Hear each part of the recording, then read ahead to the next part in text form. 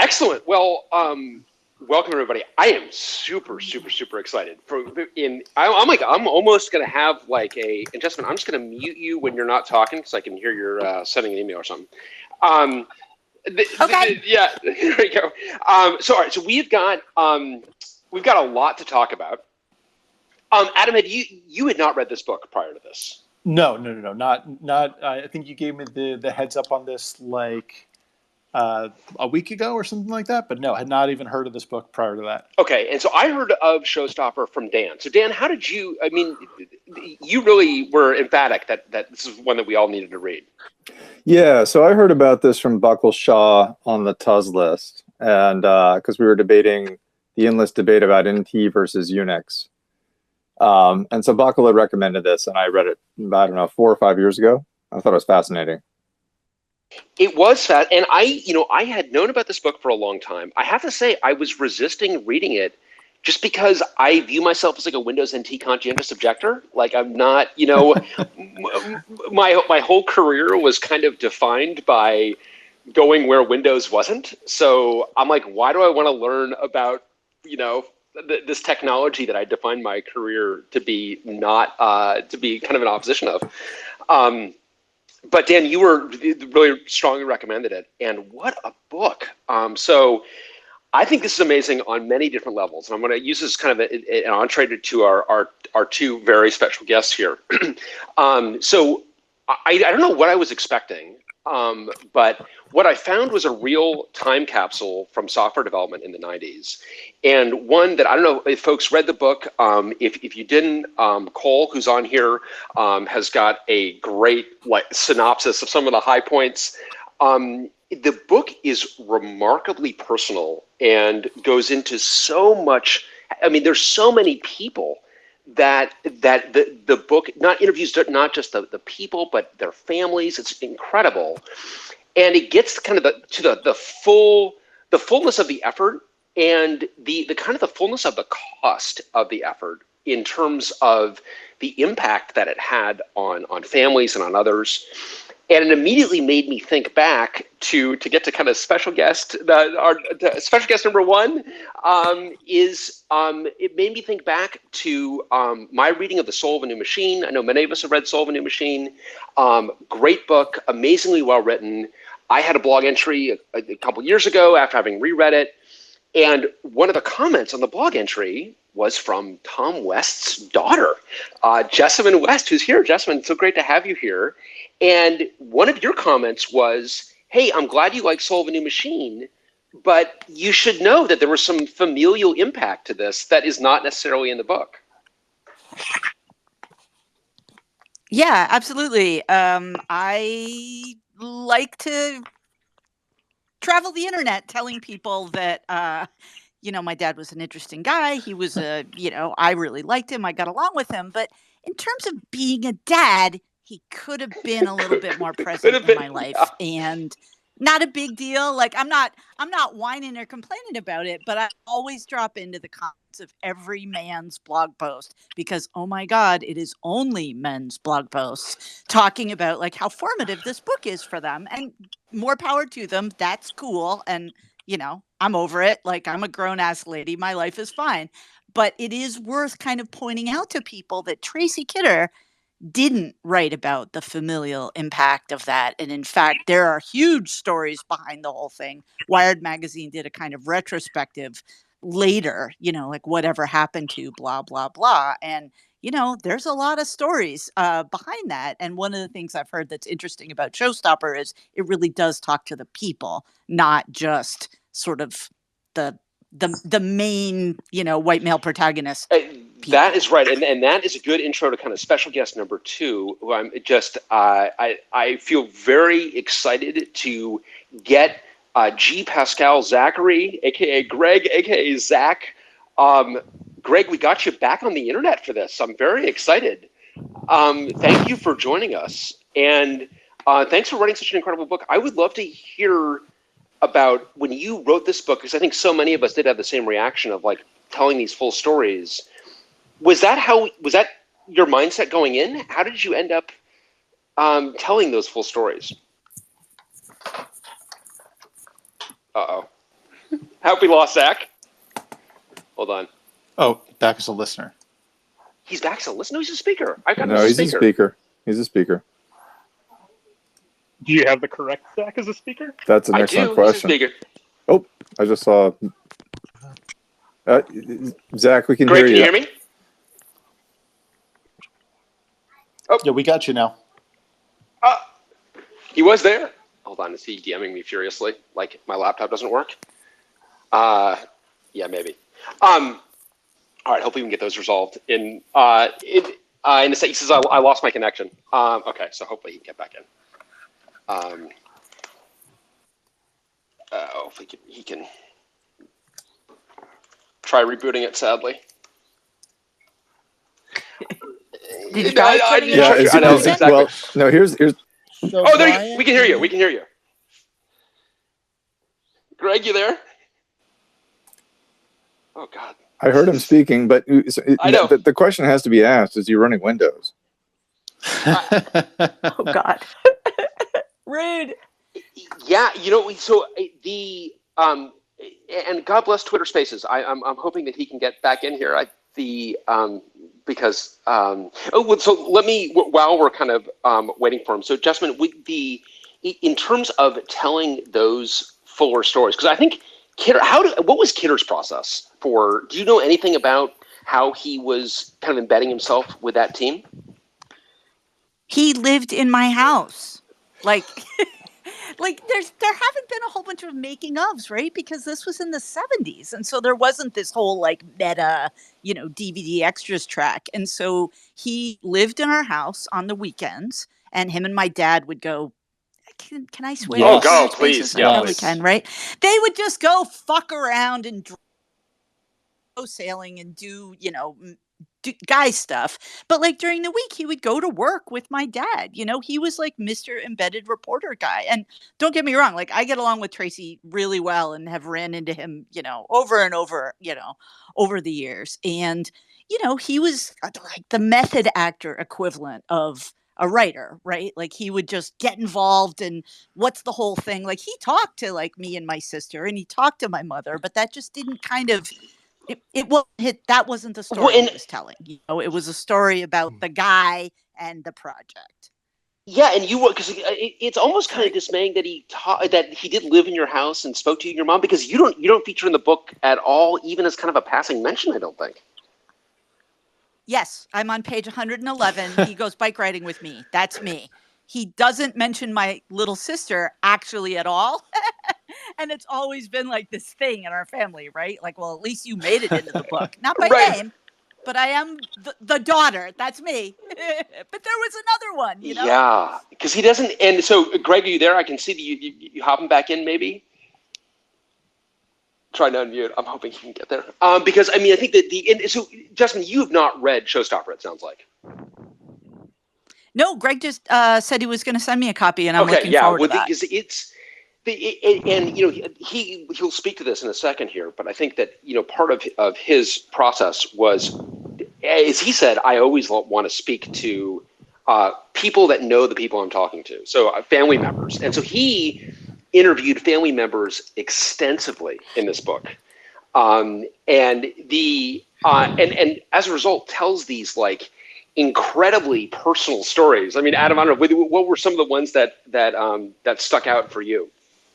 I think the I can't remember her name, but going home to her family in Montreal, leaving her husband behind, not missing him, the erosion of the marriage, sort of consumed by the work and sort of not doing the work to like rebuild those pieces. I don't know, like that. I think in the industry as like the pressures ebb and flow, I think we all kind of see those commitments either met personally or with friends or not, and that one really spoke to me. Yeah, and did you make it all? I mean, I feel that like I'm going to give it's kind of a spoiler. Did you make it all the way through the acknowledgments? So this is really kind of grim, unfortunately. But one of the characters that I felt, one of the characters that really resonated with me, not characters, one of the people that resonated with me, and Justin, this story will definitely resonate with you.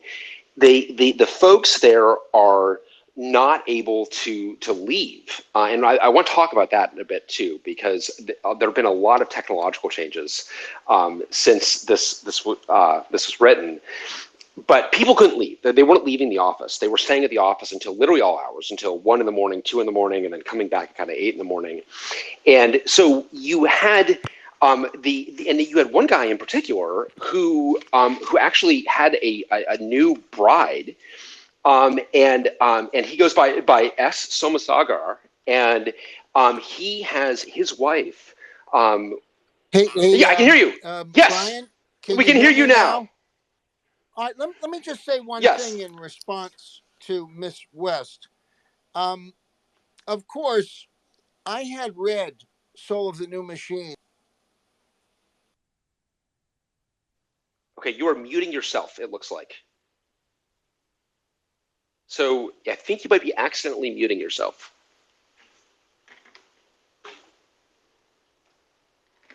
Okay. Hey, Yeah. Greg, are you there? You can. There's the button in the bottom left if you're still there.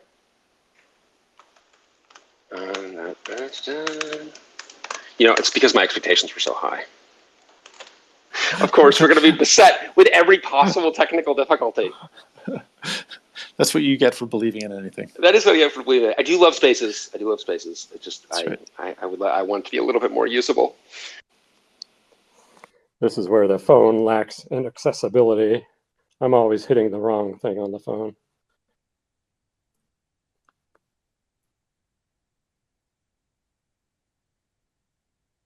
And amusingly enough, like Justman had actually bounced out. It was disconnected as well for all that. I'm back. You're back. Sorry. So I trust that Greg's going to be able to get back here. He is from Madras, from India, and goes back home and marries. Basically, she follows him back to Seattle, and she decides that, like, well, you're not going to come home, so I'm just going to come to the office. So she just basically sits in the office with him while he works, and I felt it was like, I don't know, it was this really endearing moment, I felt, where you had someone who was in a new country and with someone she probably didn't know that well, and really just trying to take on, take some agency of the situation. And then what I was just gutted to read that she died. She was killed in a car crash shortly after the book was written, which was just, I don't know, I felt that was like pretty upsetting, honestly. Greg, we can hear you. Guys, I'm back, Brian. I'm going to change the location I'm in, but can you hear me again? We can hear you again. Well, what I was going to say was, when I'm immersed in this team, I'm struck by how traumatized everyone is. And there were a couple of reasons. Obviously, Gates himself. Man, we cannot catch a break over here. I assume he's disappeared for everybody. Yeah. Oh, Gates is what? Gates is what? Yeah. I mean, that's like the ultimate cliffhanger. You're about to drop a Bill G story on us, and then it's like, oh, disconnected. You know what Twitter Spaces needs is a dial-in number where people can just dial in, actually. Ooh, and we can call these webinars. Oh, that's a good idea. Was very harsh as a person. There you Some sort go. of software quality control. Greg, we think you're back. In and out. He's in and out. Yeah. Not on a good connection. Maybe try disabling Wi-Fi or try turning Wi-Fi on. Try doing whatever you're not doing. So while we're waiting for him to get back, one of the things I definitely want to make sure we're talking about is, 'cause I do feel this is a time capsule. This book, it does not feel like modern software development at all, and I think that there are a couple of major changes. I think this book is actually interesting because it is kind of the last, maybe, major software project before a couple of mega trends hit, one of which is clearly the internet, and the other is open source. I mean, they are rewriting everything from scratch every time, which is a bad idea. Yeah. I mean, Adam, I don't know if that struck you as well.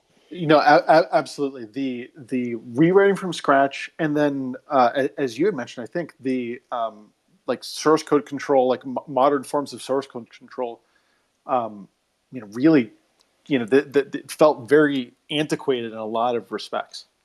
Well, so yeah, that I feel, and I would love to get Zach's take on this, but they've got like this, they are trying to build the software, and they've got like the build lab where the building of the software takes place, and people have to go to the build lab to build their software.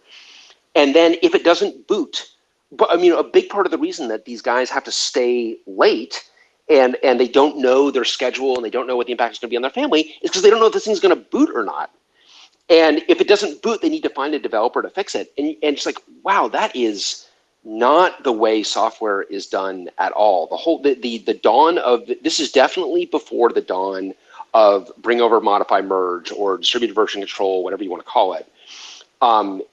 And Adam, I mean, you and I never had to live in this world, and boy, I appreciate not having had to live in it. Well, you've never had to live in it, but I actually did. Like when I went to my last a couple of companies ago, they were using Subversion, and like you could only check in as root on a particular machine, and I swear I'm not making that up. And this was in 2010. So yeah, I mean, it felt like a time capsule then. But you're right. I think we were sort of fortunate at Sun to get the benefits of modern day version control pretty early. But you guys had Larry McVoy doing that for you, which was nice. That's right. And we had, I mean, and it came out of kind of the pain of having to, of trying to make this more traditional model work. And Larry was the one who kind of broke that with NSE Lite. And that definitely ended up inspiring, obviously, Teamware. Teamware, I feel like, Adam, is like this forgotten software innovation. Like it is. Yeah, I mean, but I don't know how broadly it was used. But Greg, are you back? I see that you're Yes, I've tried to get on again. I'm embarrassed, but I'm puzzled also. Well, we've got you now. Yeah, but no, keep going. I don't want to. Tell the Gates story. Tell the Gates story. The point is, Microsoft was kind of a joke software company at the early 90s. It had mimicked Windows. DOS Windows was cobbled together. Gates had stolen DOS. Windows was a complete ripoff of Apple. And IBM, they were riding the wave of IBM. And so even after standardizing on Windows in the early 90s, Microsoft wasn't considered a robust software company. So NT meant a lot to everyone involved. And unfortunately for Gates and Ballmer, Dave Cutler was a force of nature. He did not, if you were back then in the early 90s, you didn't disagree with Gates. You didn't tell him to go take a hike. So Gates inserts a guy named Paul Moritz, who I've gotten to know very well since, and Paul was extremely polished. He had been the manager of the Intel relationship with Microsoft, and Paul was from Zimbabwe, a white Southern African who was extremely disciplined, and he could witness a tirade, a rage from Cutler, and just sort of shrug and say something like, well, so what should we do then? Whereas Gates, at the time, I don't know if any of you sucked your thumb when you grew up, but Gates rocked in his chair. I had maybe 50 meetings with Gates in the starting in '89, and he would furiously rock if he was upset, and he would rock more rhythmically and slowly if he was happy. Now, interpreting his rocking, this was not something Dave Cutler was going to do because Dave Cutler was a real man. And real men don't rock in a chair. And so the whole project was also different because Microsoft didn't build products at the time from the ground up in a sustained way. So when I immersed myself initially for the Wall Street Journal, I found a lot of people who were traumatized. And also, I had been very influenced as a reader by Fred Brooks' The Mythical Man Month. And so I was struck by two things. That one, from a management standpoint, no one understood why someone was good at coding. It was a mystery to everyone why there was such a wide stratification of coders in their output. And then, second, this systematic, the second, Fred Brooks had a way of conceptualizing bugs that was very influential. You created bugs and you fixed them. And the specter was that you introduced new bugs when you fixed them. And there were projects that never saw the light of day. I had kind of infamously done a profile about Ashton Tate, and a verb had come out called esberize. People didn't want to be esberized by me because the CEO of Ashton Tate had gotten into this problem. They couldn't get out DBase 4 because they kept having iterative bugs, and it just got stalled.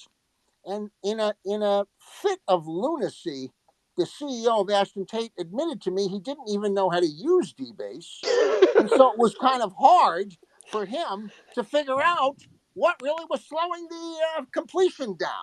Did he tell you that in like in a whisper? Did he tell you like, look, I don't know how to use my own product? I mean, it seems like that's. I was pestering him in his office, and he was alone with me. He never disputed. He told me this, and the day the front page story came out in the Wall Street Journal, he was fired. So he was, replaced that day, and so you have to go back to a different era where there were not a few expensive software projects, obviously many for the federal government, some in the private sector, that were abandoned because people got into this, iterative problem where they kept introducing new bugs. And so there was a sense from Cutler, Lou Perizzoli, that leadership of the team, that these guys at Microsoft really didn't get how serious the process of building this battleship was.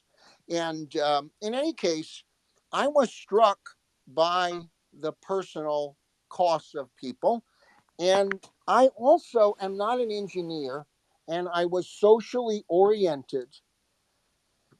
And I was interested in this psychosocial cost of the project.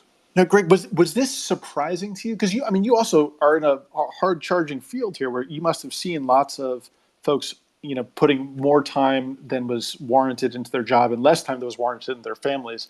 But was it surprising to you, or do you have an inkling of what you were getting into? Well, I think the level of anguish did surprise me, but it was a team of 250 people, and I maybe met consistently about 50 of them.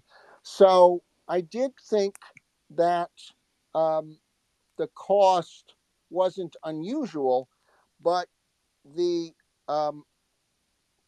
emphasis on the part of people on the cost, was. And so I think that I was struck by it. Also, I had a concept that was a bit different than Soul of the New Machine, where the machine was the star. And the premise was that the machine, Kidder doesn't know a lot about computing in the first place. And also he's coming up in Boston where, the Minsky, the MIT, Wiener, that whole tradition in Boston was, hey, you don't want to end up as slaves to the machine. The machine was the system you served. But on the West Coast, of course, that whole thing gets stood on its head. Personal computers were supposed to help you actualize your countercultural values. And so it made a lot of sense to Kidder, I think, to see the computer as the real star, the hero, and people served it. That is such an important distinction. I think the East Coast, West Coast difference is huge. Yeah, you're right. And I had a chapter on that because Cutler's experience at Digital, where of course he was an acolyte and of Ken Olsen. Ken Olsen was this mammoth guy because remember, until Olsen comes along, computing is equivalent with IBM. How does even the software industry start? Because there was no software industry so long as IBM gave all the software away for free. Yeah, right. And until the US government forces IBM to begin selling software and at a minimum verifying that Gene Amdahl's software would work on its mainframes, there couldn't be a software industry. Nobody thought they were a software person. They were just working for a hardware company, basically. And so Cutler brings a whole different mentality. The other thing was crashes. So in the PC world, I mean, if you talk to somebody, and you still can, I kind of think of Steve Wozniak as the Joe Louis of the software, of the computing field. You know, Joe ends up in Vegas as a door greeter, and Wozniak's a great guy, but a lot of people miss his real significance. You know, one day in the 80s, I heard Wozniak talking about how when he was 20, all he dreamed of was not buying a house, but was buying his own PDP computer because it cost like as much as a house. And he just thought, you know, if I could get my own PDP computer, I'd be happy. So he was aware of the level of robustness of the mini computer and, by contrast, the puny power of a personal computer, right? At the time, in the earliest days, especially. And so, this idea that NT could crash one program and have another one running, what we thought of back then as multitasking, was very, very important because big organizations wanted multitasking. You could reboot as an individual, and maybe during that time you could get stoned, or you might have a vision. You know, you might decide, you know what, I'm really a Native American, and while my computer is rebooting, I will sing, I will chant, or maybe hear a Buddhist bell. But you know, with the mini computer, you couldn't have the whole organization go down.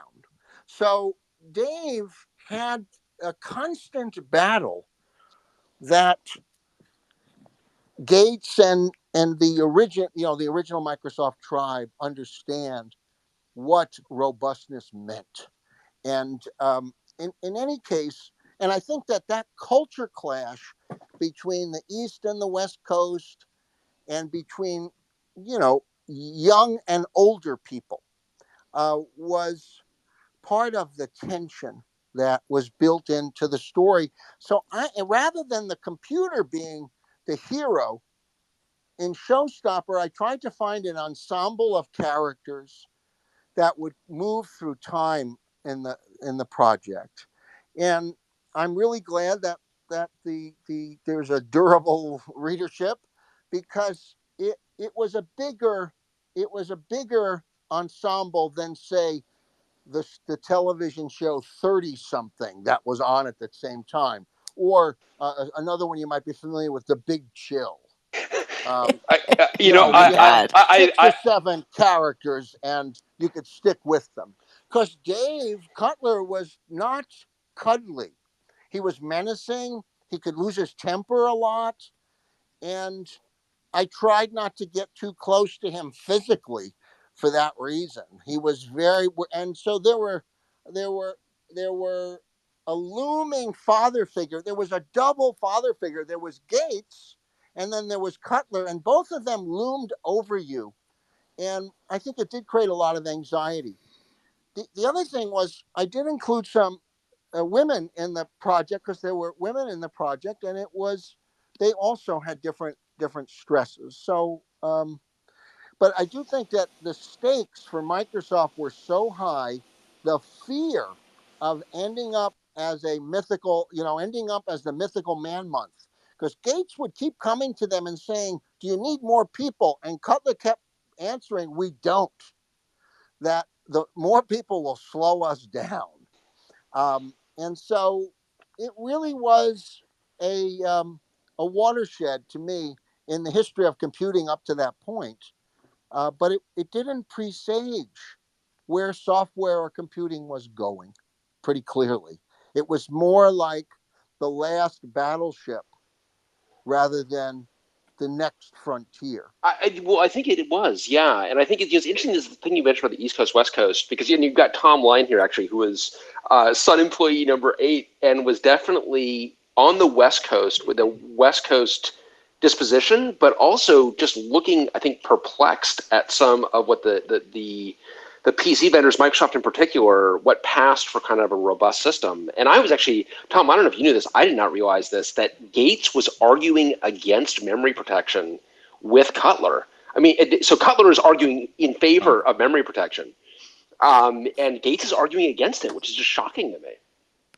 Yeah, I mean, that was one of the key differences between Sun and a bunch of contemporary startups, is that we had a lot of people coming from VAX and mainframe worlds where we knew what robustness was all about. And a lot of people just had no clue coming from the homebrew world. See, I kind of don't understand this to some extent, because Gates and Allen started out on a PDP-10 running TOPS 10 at Harvard, or at their weird private high school had some like large PDP machine as well. It seems to me they were familiar with those concepts. It was just like the value of them just totally went over their heads or something. Yeah, they may have been presuming a lot of cost, which... That's right. Gates kept on hitting the performance, that the performance was critical and above all else. And for those of you who are, and Greg, for those, anyone who's not a domain expert, from our perspective, shipping an operating system without memory protection at an era when memory protection existed in the microprocessor is malpractice. And we have had memory protection for a very long time in the microprocessor. And I had always viewed Bill Gates as robbing me of my childhood, because I didn't know that you could run multiple processes concurrently until I got to college.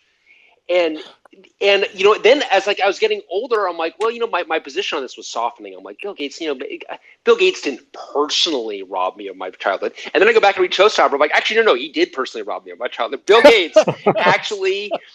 I mean, this is like arguing against airbags because it's going to affect the 0 to 60 of the car or the fuel economy of the car. It's like, okay, these are not really related. Not that much anyway. Like, we can have airbags in a car that also has fuel economy or also has performance.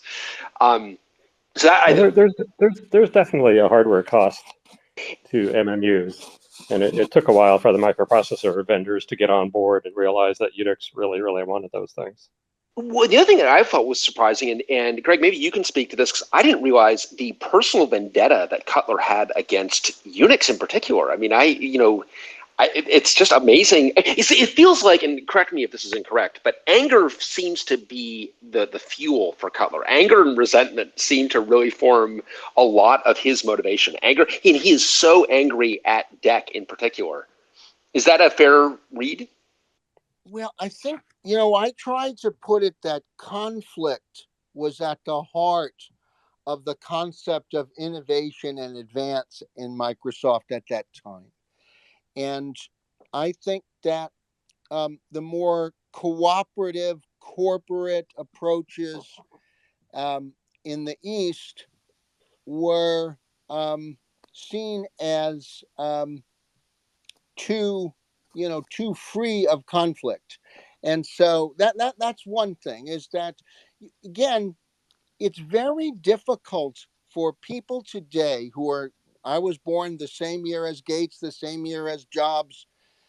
Mitch Kapor, his mother was my Hebrew teacher in Long Island. That's awesome. Yeah, he's a few years older than me. The point is, you cannot realize that these folks were dismissed and sometimes humiliated by mainstream big iron people of the 60s and 70s. I mean, after all, we had put somebody on the moon, and we had seen movies coming back, video streams. This had all been done with computers, and it seemed like the PC was a toy and that people weren't serious who were doing it. The other thing was the individual centric value. Gates, even in 1995 in The Road Ahead, The Road Ahead doesn't include the internet. He doesn't mention the internet. He sees computing, like many of his contemporaries, as an individual experience. And it's a mind amplifier in the main. They're very caught up with this idea that personal computers are tools for liberation, and that the individual would realize themselves in some way through hacking around with computers. And I have another book that I was working on at the same time on Vannevar Bush, the author of As We May Think, and his concepts of associative trails and mind amplification, his concept of MEMEX, memory extender. Well, and the originator of the hyperlink idea, right? Exactly, I mean, that was right. his whole Yes. thing.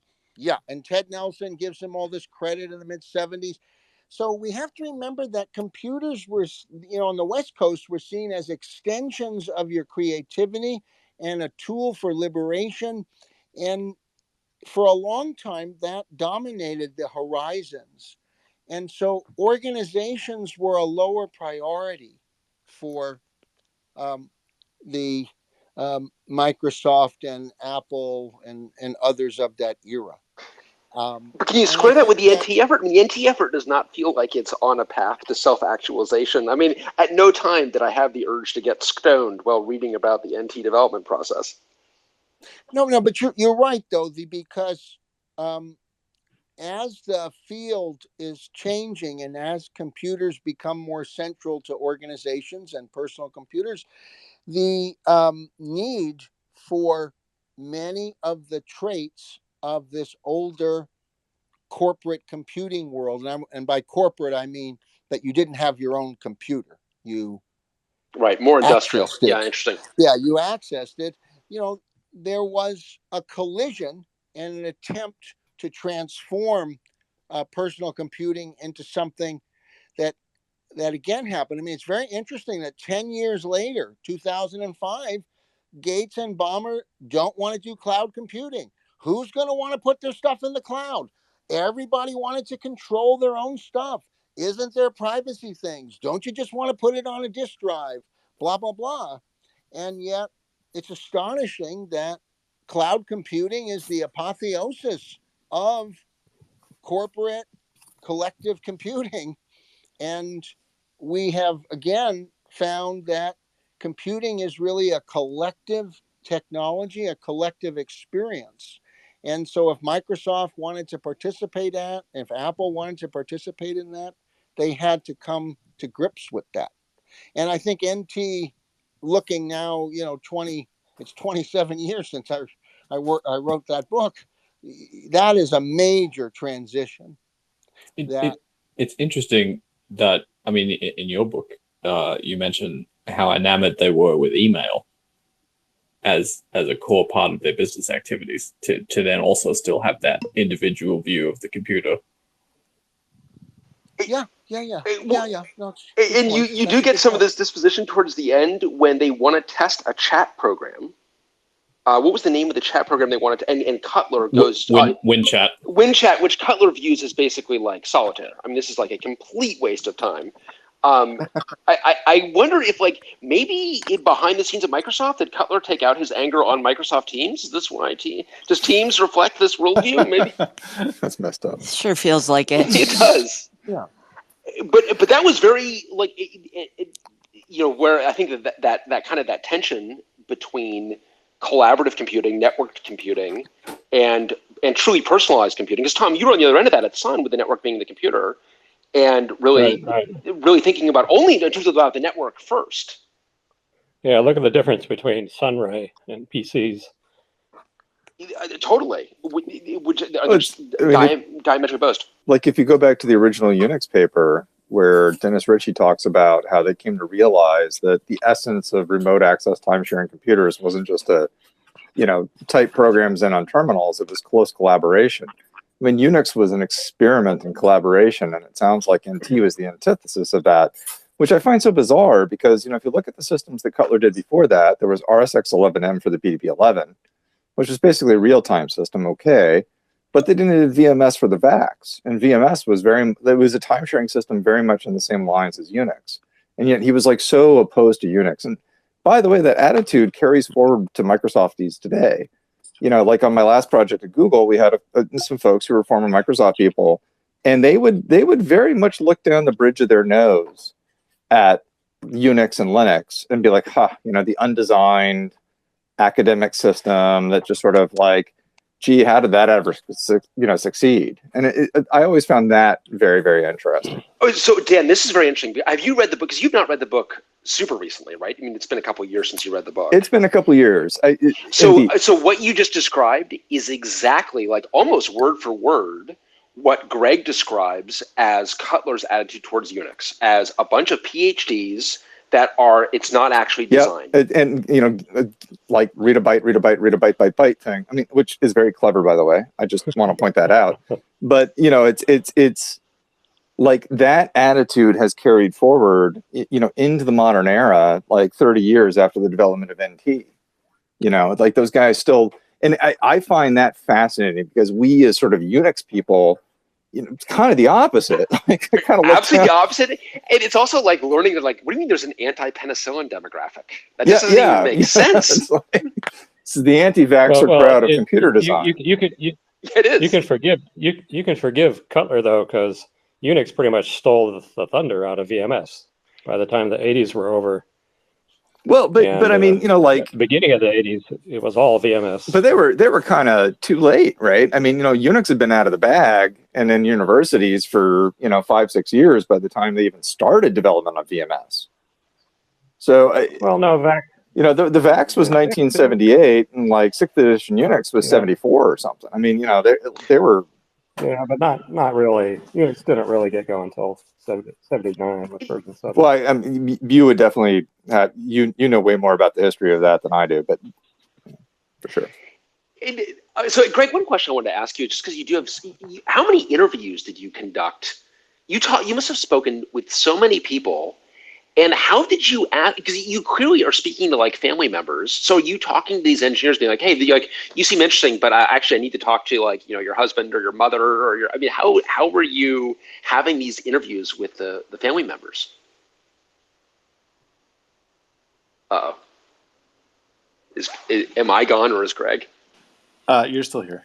All right, Greg must be gone. Oh dear. Oh dear. We're gonna try to clean it all up in post.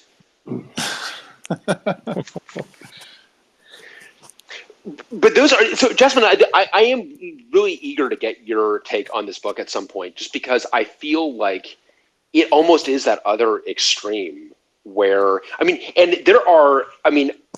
wonder how many relationships were adversely affected by publishing the book, because there are some people whose work behavior is, and I can see Greg is trying to reconnect, but Mark Lukowski in particular, who is honestly just not a very pleasant person does not sound very pleasant at all.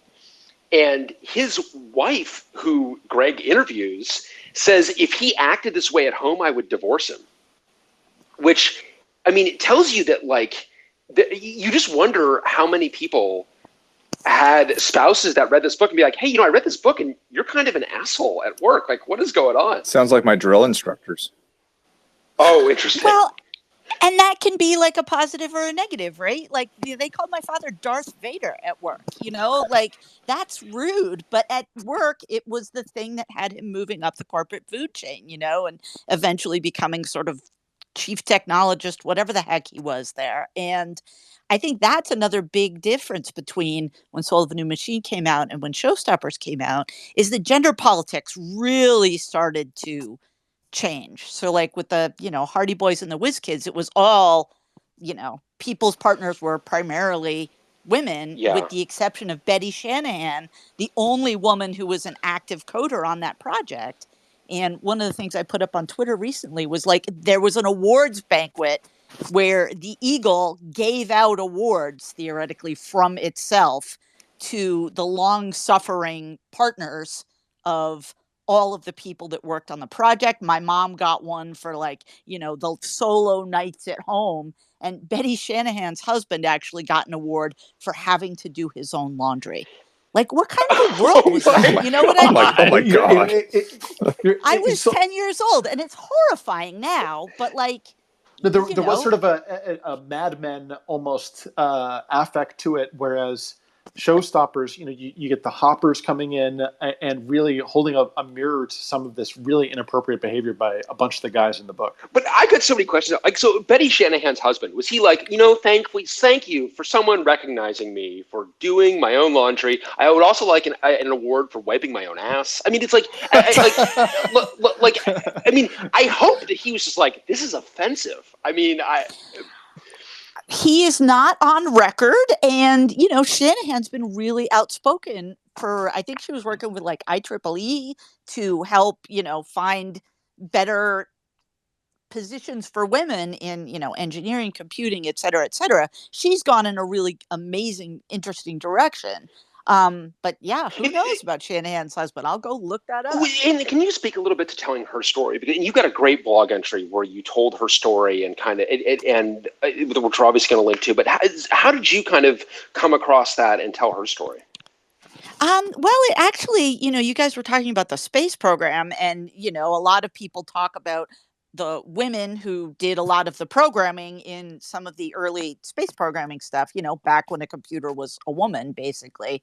And, Shanahan was a young woman who got hired, I believe it was right out of college. And, you can look at the pictures from the early, Eagle projects. She was the only woman on either team. And, these two teams pitted against each other forms the core conflict of this book, and, a race against time. And, this was kind of like bell bottoms and long hair, but like, the guys were all sort of guys. And so we didn't even have, almost at the time, women have to be twice as good to be considered half as good. Fortunately, this isn't difficult. Like, that wasn't even in the zeitgeist quite yet. It was more like, keep your head down. And I believe the award she got was like putting up with a bunch of creepy dudes. Oh my basically. God. Oh my God. Seriously, God, again, that's so but like embarrassing. she, was a really active person in that project. But I don't believe, and I may be wrong about this, it's been a while since I was looking this up, I don't think she stayed at Data General. And of course, Data General, DG.com is now the Dollar General website, not the Data General website. So I have to go look things up on the Internet Archive. Oh, I know, it's so sad. Like, it's like, my why dad was like Tom at DG.com, right? Right. It's like, it could have been anyone other than Dollar General. Can DG have a little death with dignity, please? Well, so that, and I have to tell you, one thing that I found myself doing over and over and over again in this book is, and when I was talking to Greg about, like, he's like, what would a kind of an update look like? One of the things that I want to know is what happened to these folks. And Jasmine, I'll tell you that there are a bunch of women that are interviewed in the book, both as engineers and spouses, but a lot as engineers. And sure. Googling them, they are broadly no longer engineers, which is really troubling. They are, this is true, I would say, of the male engineers too, unfortunately. I mean, one of the things that one of the side effects of having run this project this way is that clearly it burned people out. And they left engineering altogether. Yeah, Brian? One thing I might point to is the character Joanne Caron. So Joanne, who was from Montreal and bilingual, was the most prominent woman on the project that I encountered. And she, again, saw her challenge as an individual one because it was the early 90s. And now she might have viewed it as more collective. She had a nickname, Karate Kid. She was very tough and won the respect. Interestingly, Cutler let her use his office. Oh, you're breaking up a little bit. Get better reception. This We're hanging on every for a word. time, and that got people to meet her. Was I would know her. Okay, I'll try. But so Joanne Caron is someone we might try to figure out what happened to her. Greg, could you just repeat that anecdote? You were breaking up while you after Karate Kid. You were breaking up a bit. Oh, okay. Well, there's a chapter that I open with Joanne Caron. That's the Death March chapter, and in the early 90s, a woman of high attainment tried to do the opposite of today. Today, young women are seeking solidarity and form alliances with other women. And back then, that was not how successful women in science and technology tended to respond to their challenges. Are you following me? Yeah. Yeah. And so, from the vantage point of today, you see very few women, and the women are, in Nietzschean terms, they're Ubermensch.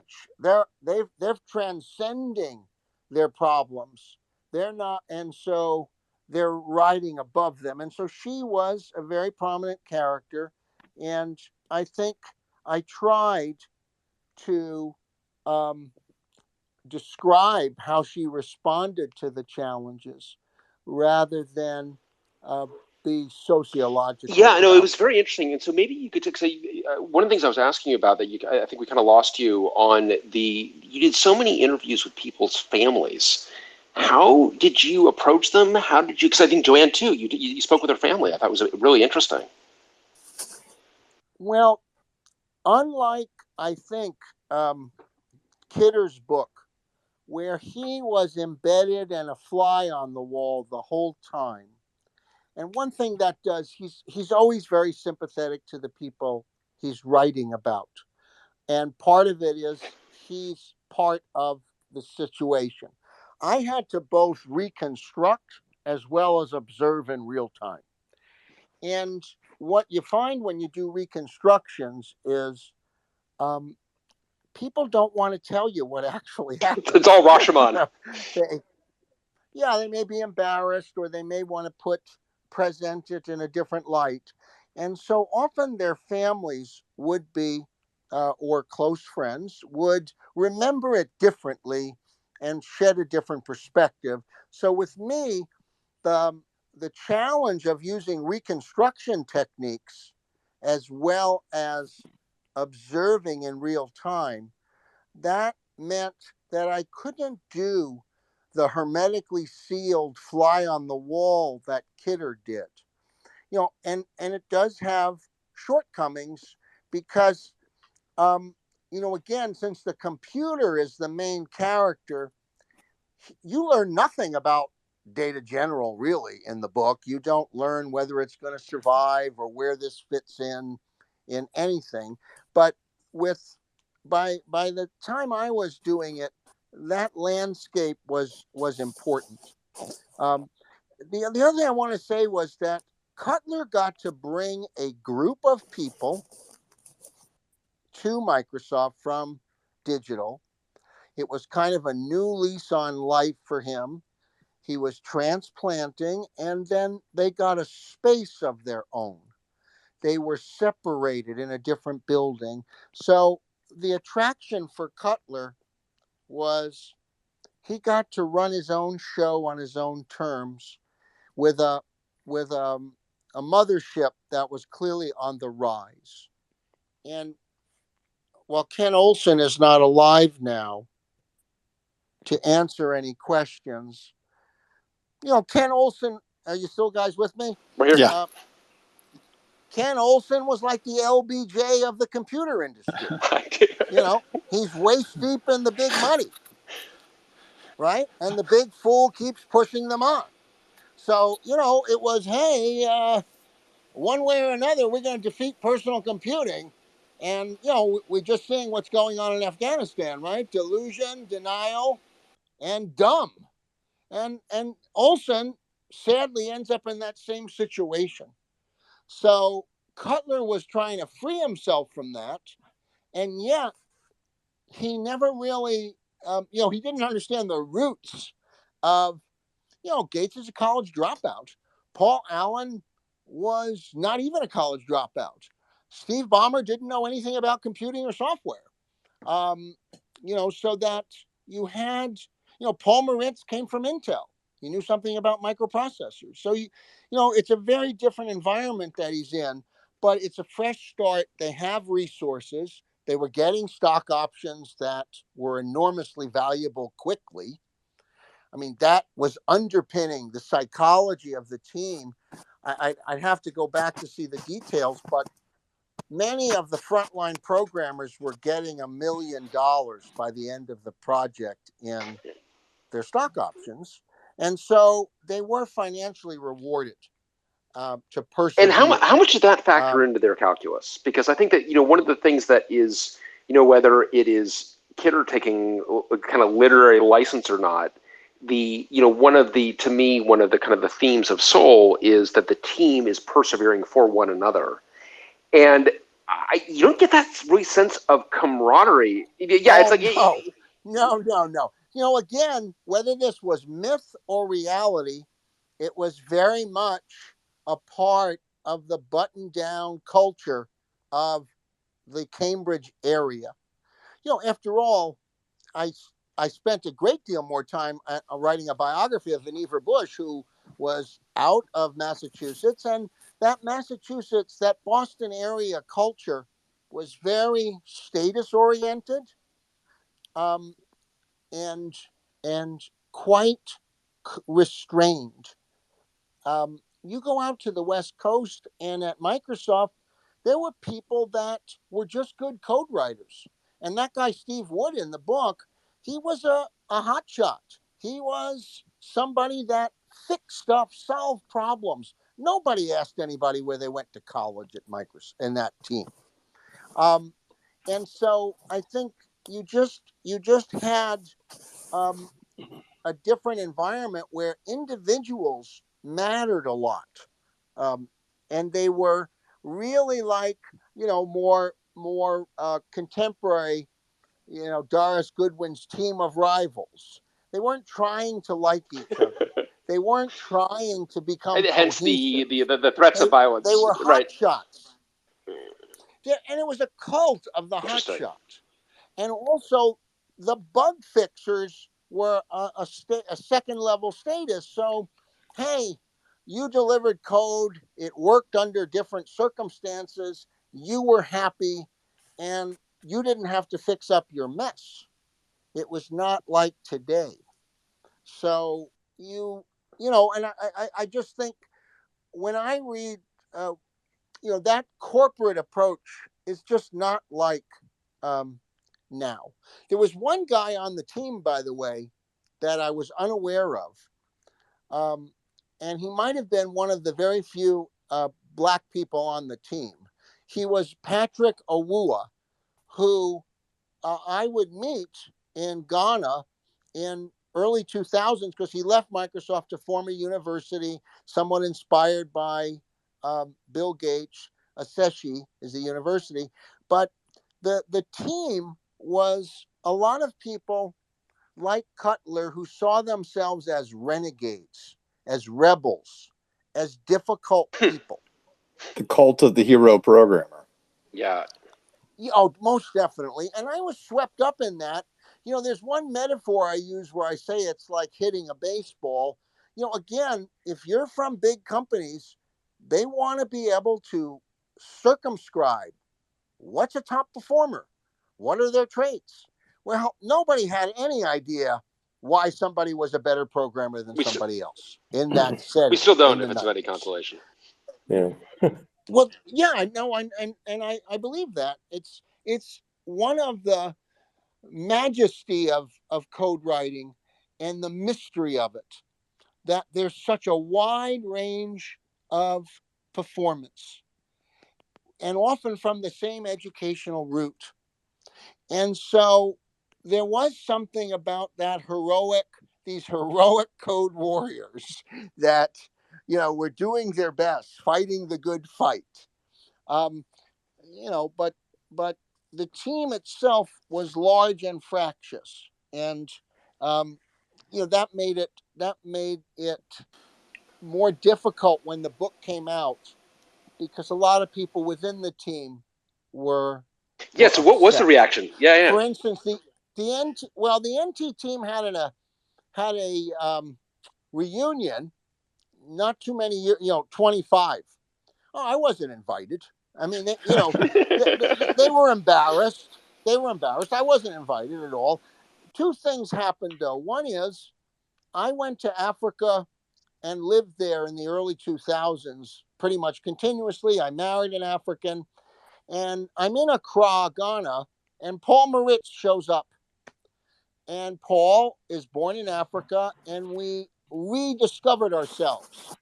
And Paul, being the head of the project organizationally, we became good friends. We got involved in a lot of efforts to essentially elevate and energize and educate computer scientists and programmers in East and West Africa. And we have some modest projects even now.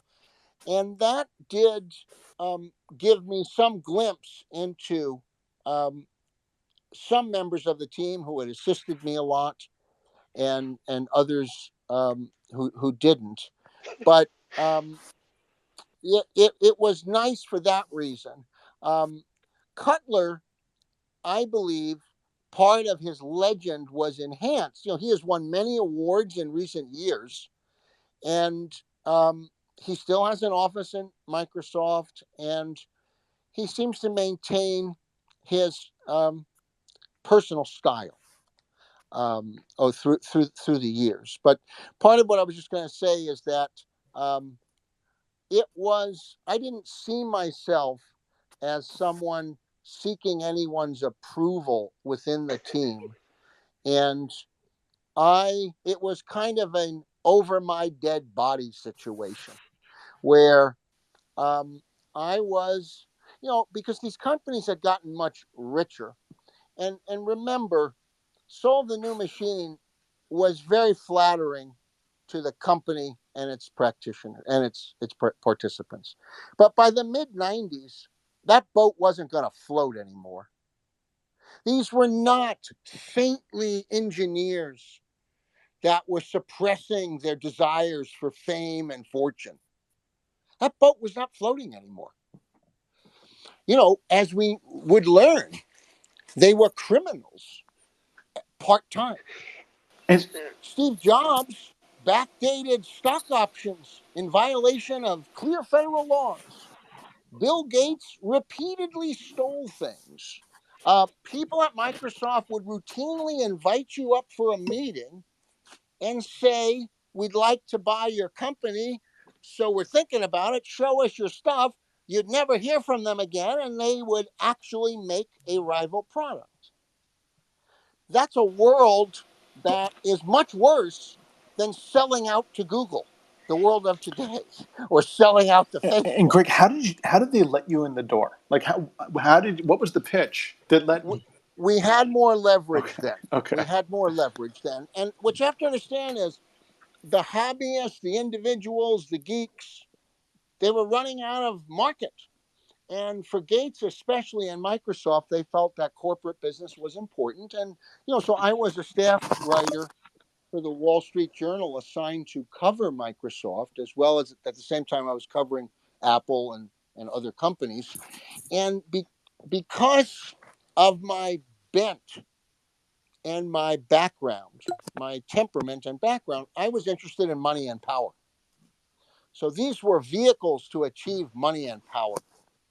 Now, I must say, intellectually, software is very, very captivating as both from the creation side and the conceptualization, meaning the creating code, but the architecture, the conceptualization of it.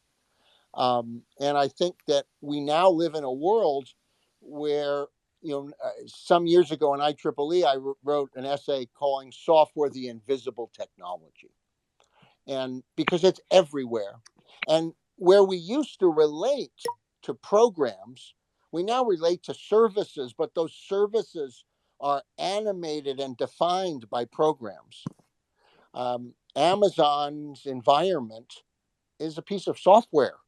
They don't say we're a software company. So you just have this. I think there needs to be a greater literature of software.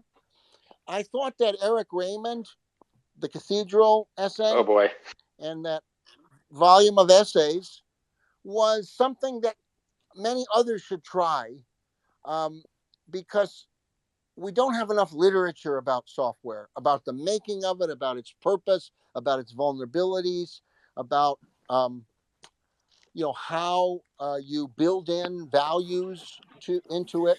It's because us And, practitioners are and too embarrassed about it all. You could say that again. I mean, well, And you start I mean, interrogating it and realizing people can make choices reading once you start thinking about it. reading the That's book, right. I That's right. definitely, there are a lot of technological and development values that I think that I share that you would see in these people. Like, you've got to shorten the feedback cycles to from making changes to seeing if they work, and everybody should be running the software and using it as much as they can while they're also working on it. Things like that are very important, and a focus on correctness and quality. But then just the mercenary nature of the specific organization and the catastrophic level to which the whole miniature society seemed to be based chiefly around shouting. I mean, was and abuse. I mean, it's Also, interesting. just the totally bizarre devotion to this like pecking order hierarchy even within the engineering ranks. This idea that coders don't have to test their own stuff. oh god. It's like, well, we have like these second stringers to go do that. I mean, it's just like the Bush League people who couldn't make it as real, engineers. They're going to go test your code for you. Don't worry about it. You just write great software. It's like, well, I mean, my God, like we don't do that anymore. But I can totally remember in the that 90s suggests that was that a thing. there is a evolution that might be charted, and I would encourage people to try to write more about how software is created and how this is changed. And what It's exactly so happened? funny. Sorry, Nico, yeah. Oh, I mean, I was just a total aside, but it's so funny you say that because the first startup I ever worked at in 1999 was a failed.com. And we had one of these death march projects that, ran the entire team into the ground and 100% turnover in the development organization over 12 months. And, I remember at one point telling the CTO, this isn't how you write software. And the guy looks at me and says, we're not here to write software. We're here to run a business. And it's like, yeah, but your business is totally defined by the software that we write. It didn't make any sense. Right. There, by the way, to the group of you, I told this to Brian as an aside. I wrote and partly directed a film called Code Rush about the last effort by Netscape. It was aired by PBS in 98 or 99, and that's the director, David Winton, had read Showstopper, and that's a different take on, and a little later take. It was their release, the first time they released a free browser. The Mozilla, maybe it was. Yeah, with I JB remember Swinsky. watching that. I saw that film. Yeah, called Code Rush, and I'm in it a little bit, but I actually wrote it and kind of created the structure for how Dave went about his filming. So, but then I lost, I got off track. But I'm very, very interested in trying to, to reach the public more about the importance of software, what's the life of the code writer, and how it's changed over. Well, so I'll tell you that one time. way in which it's changed, a very big way that it's changed since the book was written, is the rise of open source. So even, we're at a company where we're taking a pretty from scratch approach, and we still use lots and lots and lots and lots of software that was written years ago, decades ago, multiple decades ago. And the software, one of the peculiar aspects of software is that it's able to persist in perpetuity. There's no cost of actually, when we talk about software maintenance, but you don't need to maintain software any more than you have needed to maintain Showstopper.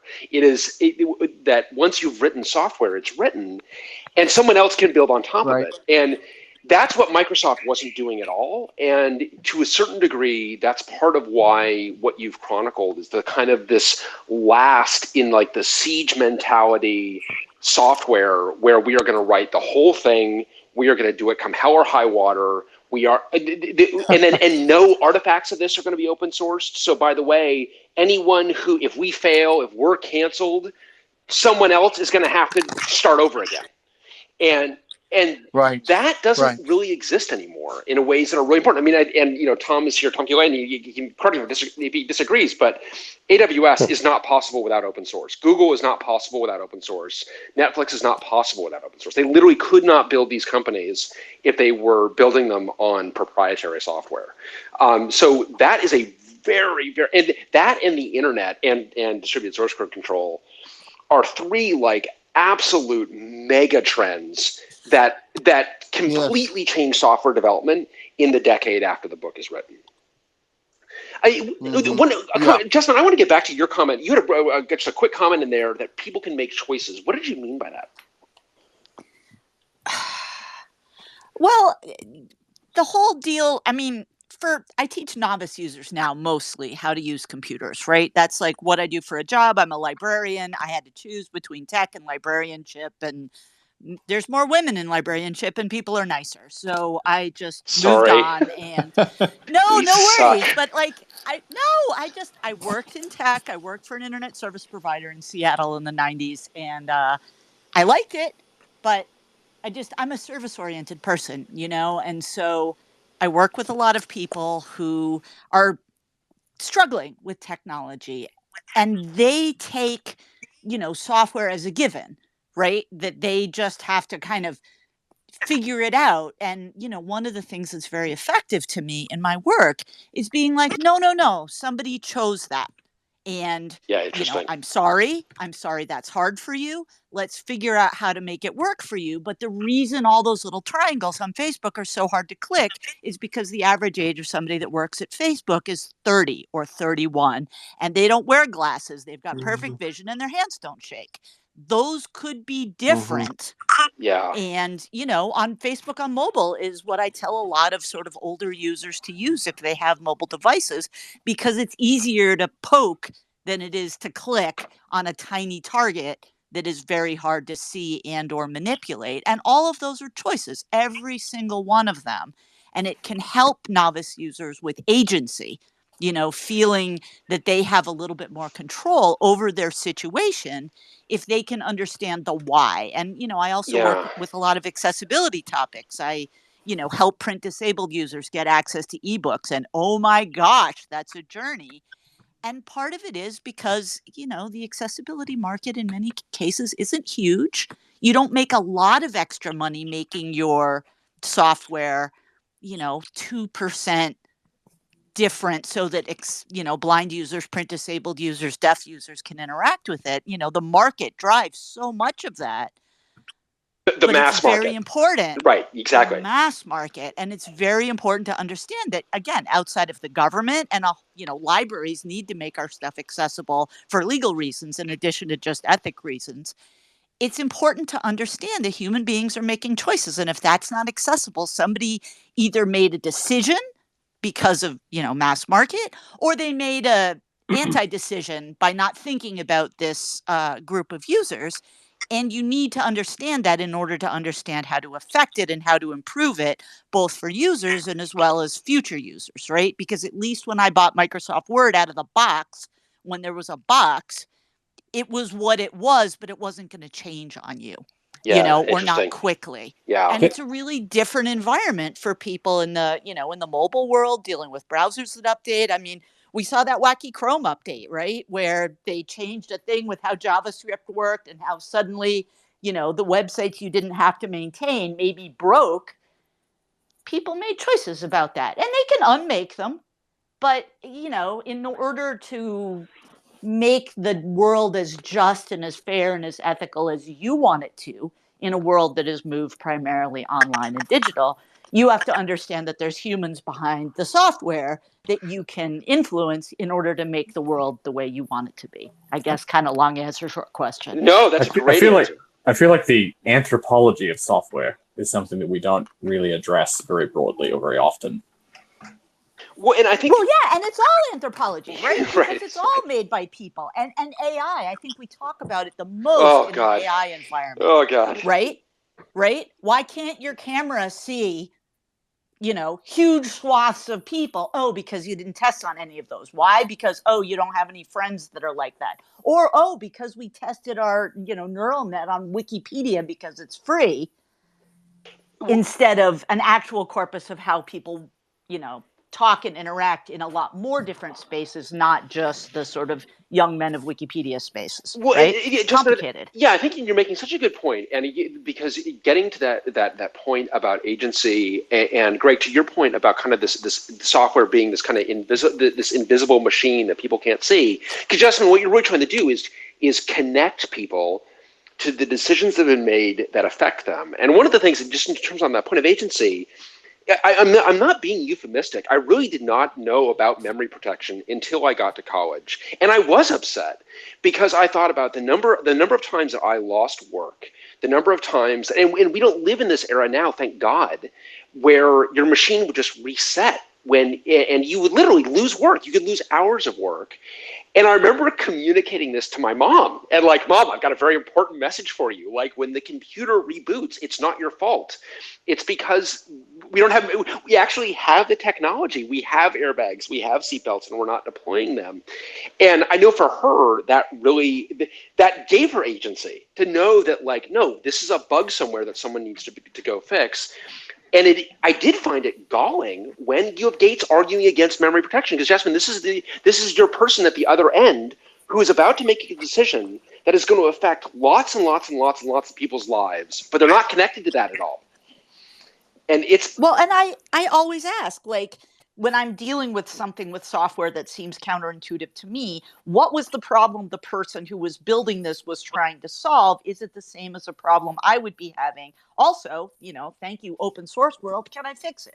Right? Right. Like, is there a way that I, an end user, can do something that will make the thing I don't want different? Whereas with you, memory protection, whatever that is, seems like you're upset about it anyway. That's right.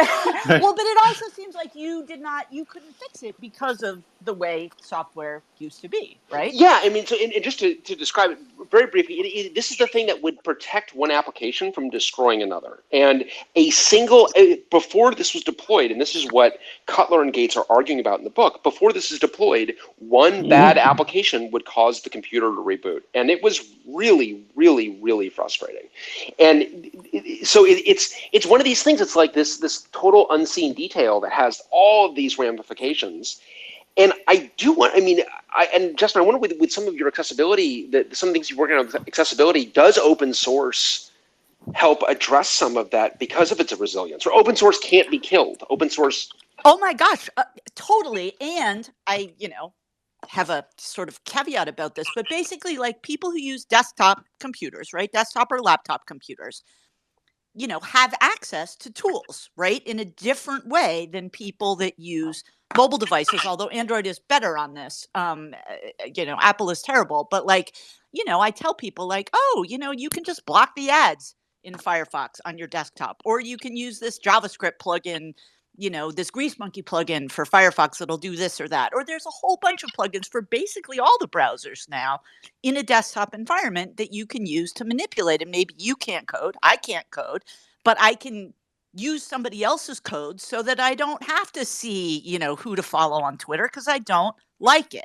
You know what I mean? It's like, oh, here's some, young tech men you may not have heard of. And I'm just like, oh, Twitter, why? Why with the men? Why with the young men, Twitter? Well, don't get me wrong. I love men. But like Twitter seems to think I am one, as near as I can tell. And that I have affinity for a different group of users than I do. And so I just have a, Grease Monkey script that means I don't see that because I don't want to see it. And it's not helpful for me. But in the world of mobile, we see so many people, or we did, be like, rah, everybody's using their phones now. We've solved the digital divide. We've solved the, computers are expensive. We've solved all these problems.